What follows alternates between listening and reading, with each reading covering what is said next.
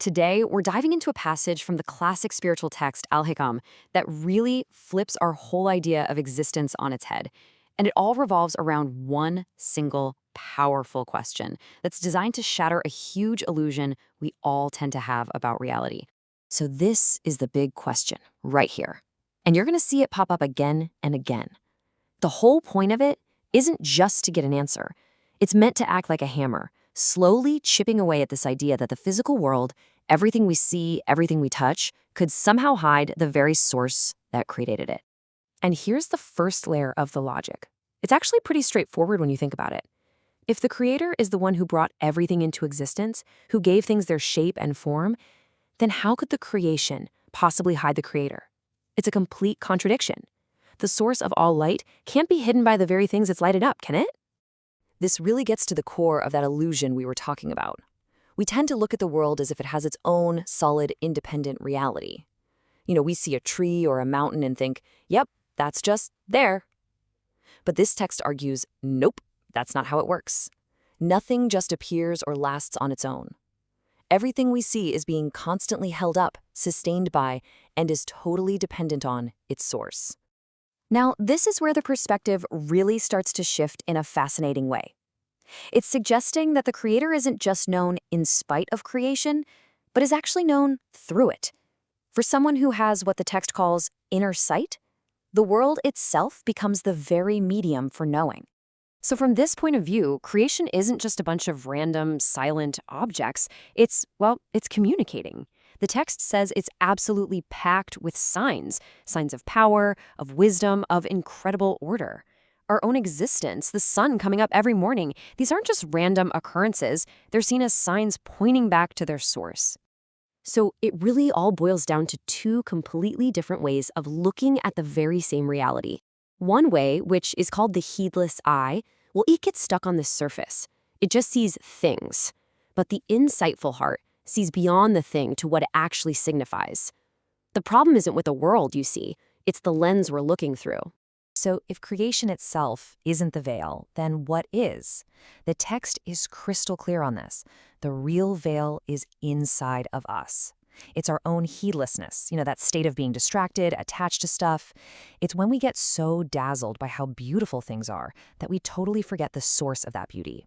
A great example is mistaking our job as the ultimate provider, instead of seeing it as just the means through which provision comes to us. This next argument kind of takes us back in time. Think about it. Before there was a universe, before there were any forms or events at all, the creator existed.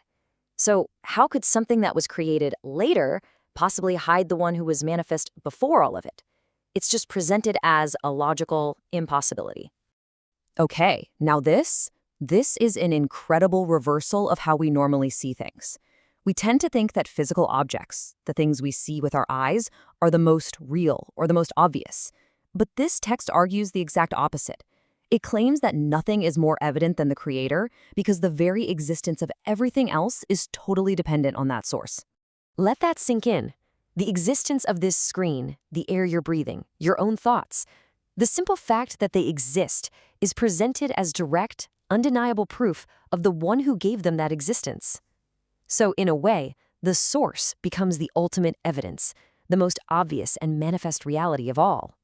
And this brings the whole huge concept right down to a deeply personal level.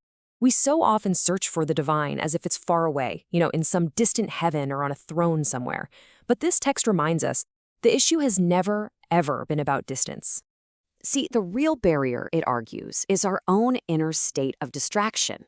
We're looking for something out there, when the real journey is to clear away all the inner noise, all the attachments and the chatter that keep us from perceiving what is already closer to us than anything else. And this is really the final knockout argument that ties everything together. If nothing could even exist for a single moment without the creator, how in the world could the very thing that was created become a barrier to that creator?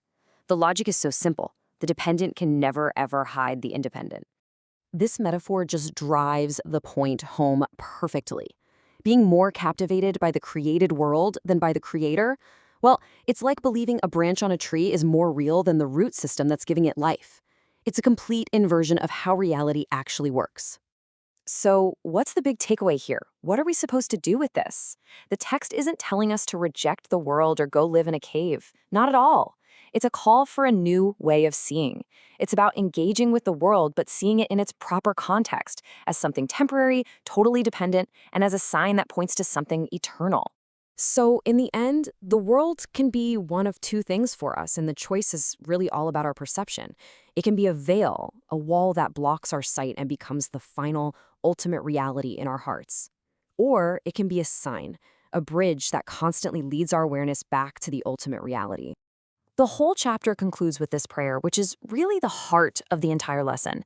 It's a request to have our perception corrected, to be able to see through all the appearances to their source. And it leaves us with a really powerful question to reflect on. In our own lives, is the world acting as a wall for us, or is it a bridge?